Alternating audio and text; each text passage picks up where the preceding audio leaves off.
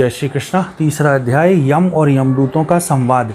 ओम नमो भगवते वासुदेवाय। राजा परीक्षित ने पूछा, भगवान देवादिदेव धर्मराज के वश में सारे जीव हैं और भगवान के पार्षदों ने उनकी भी आज्ञा भंग कर दी तथा उन्हें दूतों को अपमानित कर दिया। जब उनके दूतों ने यमपुरी में जाकर उनसे अजामिल का वृतांत कह सुनाया, तब यह सब सुनकर उन्होंने अपने दूतों से क्या कहा। ऋषि प्रवर, मैंने पहले ये बात कभी नहीं सुनी और किसी ने भी किसी कारण धर्मराज के शासन का उल्लंघन किया हो।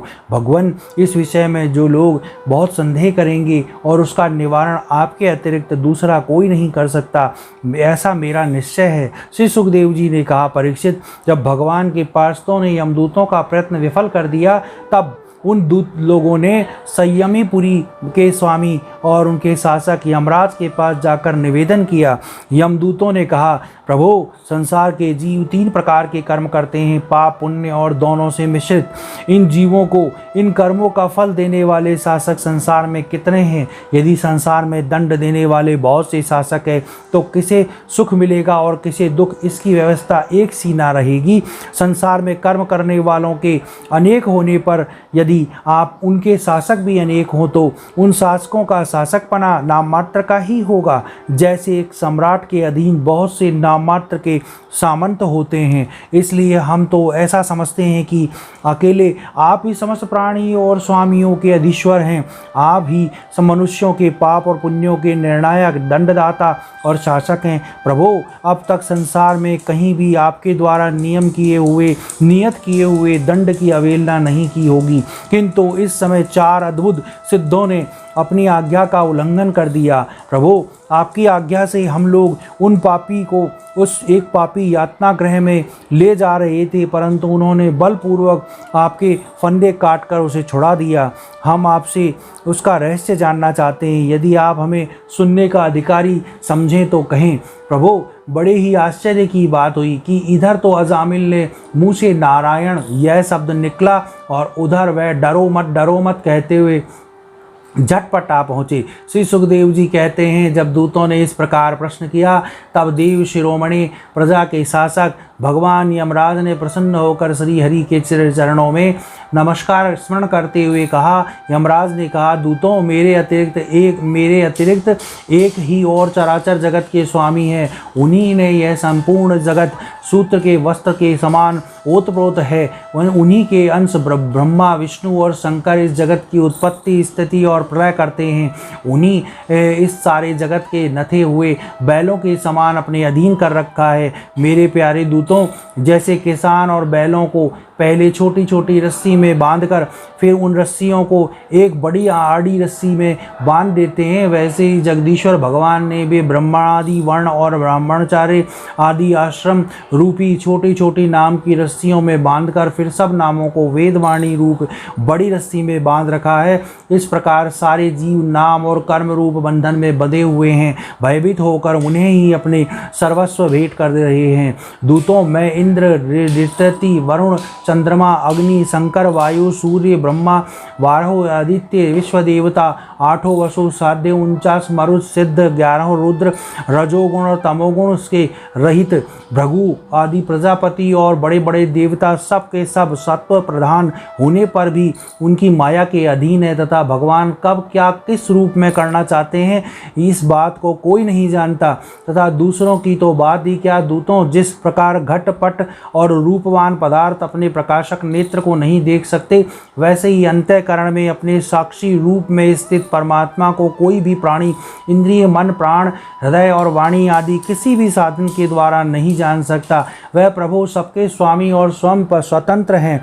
उन्हीं महायापति पुरुषोत्तम के दूत उन्हीं के समान परम मनोहर रूप, गुण और स्वभाव से संपन्न होकर इस लोक में प्राय विचरण किया करते हैं। विष्णु भगवान के सुरपूजित इस एवं परम अलौकिक पार्षदों का दर्शन बड़ा ही दुर्लभ है। वह भगवान के भक्तजनों को अब उनके शत्रुओं से, मुझसे और अग्नि आदि सब विपत्तियों से सर्वथा सुरक्षित रखते हैं। स्वयं भगवान ने ही धर्म की मर्यादा का निर्माण किया है। उसे ना तो ऋषि जानते हैं, ना देवता, ना सिद्धगण। ऐसी स्थिति में मनुष्य, विद्याधर, चारण और असुर आदि तो जान ही कैसे सकते हैं। भगवान के द्वारा निर्मित भगवत धर्म परम शुद्ध और अत्यंत गोपनीय है। उसे जानना बहुत ही कठिन है। जो उसे जान लेता है वह भगवत स्वरूप को प्राप्त हो जाता है। दूतों, भगवत धर्म का रहस्य हम 12 व्यक्ति ही जानते हैं। ब्रह्मा जी, देवषि नारद, भगवान शंकर, सनत कुमार, कपिल देव, स्वयंभू, मनु, प्रहलाद, जनक, भीष्म पितामह, बलि, सुखदेव जी और मैं धर्मराज। इस प्रकार जगत के जीवों के लिए बस यही सबसे बड़ा कर्तव्य परम धर्म है कि वह नाम कीर्तन और के आदि उपायों से भगवान के चरणों के भक्ति भाव प्राप्त कर ले। प्रिय दूतों, भगवान के नामोच्चारण की महिमा तो देखो। अजामिल जैसा पापी भी एक बार नामोच्चारण करने मात्र से मृत्युपाश से छुटकारा पा गया। भगवान के गुण, लीला और नामों का भली भांति कीर्तन मनुष्य के पापों को सर्वथा विनाश कर देता है। यह कोई उसका बड़ा फल नहीं है, क्योंकि अत्यंत पापी अजामिल के मरने के समय चंचल चित्त ने से अपने पुत्र का नाम उच्चारण नारायण किया। इस नामाभास मात्र से ही उसके सारे पाप तो क्षीण हो गए, मुक्ति की प्राप्ति भी हो गई। बड़े बड़े विद्वानों की बुद्धि कभी भगवान की माया से मोहित हो जाती है। वह कर्मों के मीठे मीठे फलों का वर्णन करने वाली अर्थवाद रूपिणी वेदवाणी में ही मोहित हो जाते हैं और यज्ञ आदि बड़े बड़े कर्मों में ही संलग्न रहते हैं तथा इस सुगम भगवान नाम की महिमा को नहीं जानते। यह कितने खेद की बात है। प्रिय दूतों, बुद्धिमान पुरुष ऐसा विचार कर भगवान अनंत में ही संपूर्ण अंतःकरण से अपना भक्तिभाव स्थापित करते हैं। वह मेरे दंड के पात्र नहीं हैं। पहली बात तो यह है कि वह पाप करते ही नहीं, परंतु यदि कदाचित संयोगवश कोई पाप बन भी जाए तो उसे भगवान के गुणगान तत्काल नष्ट कर देते हैं।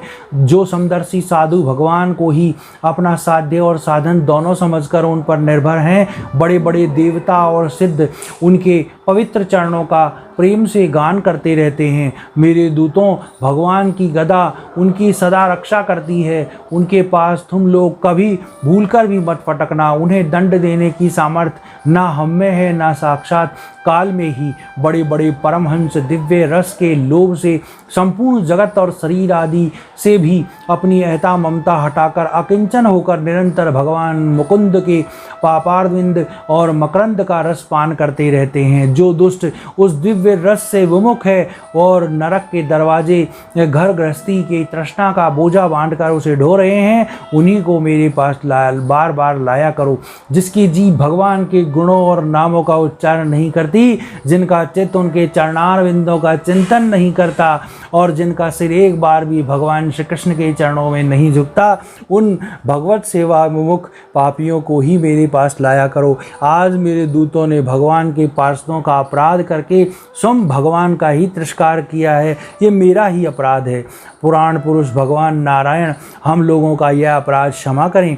हम अज्ञानी होने पर भी उनके निर्जन और उनकी आज्ञा पाने के लिए अंजलि बांधकर सदा उत्सुक रहते हैं। आप परम महामानवित भगवान के लिए यही योग्य है कि वह क्षमा कर दे। मैं उन सर्वंतर्यामी एक रस अनंत प्रभु को नमस्कार करता हूँ। श्री सुखदेव जी कहते हैं, परीक्षित, इसलिए तुम मेरा ऐसा समझ लो कि बड़े से बड़े पापों का सर्वोत्तम अंतिम और पाप वासनाओं को निर्मूल कर देने वाला डालने वाला प्रायश्चित यही है कि केवल भगवान के गुणों, लीलाओं और नामों का कीर्तन किया जाए।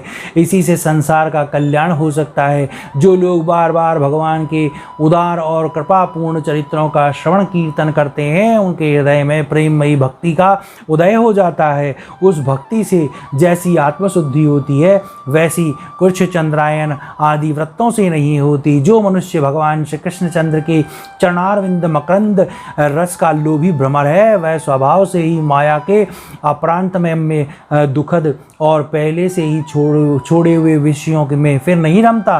किंतु जो लोग उस दिव्य रस से विमुख है, कामनाओं में जिनकी विवेक बुद्धि पर पानी फेर दिया है, वह अपने पापों का मार्जन करने के लिए पुनः प्रायश्चित रूप कर्म ही करते हैं। इससे होता यह है कि उनके कर्मों की वासना मिटती नहीं और वे फिर वैसे ही दोष कर बैठते हैं। परीक्षित, जब यमदूतों ने अपने स्वामी धर्मराज के मुख से इस प्रकार भगवान की महिमा सुनी और उसका स्मरण किया, तब उनके आश्चर्य की कोई सीमा न रही।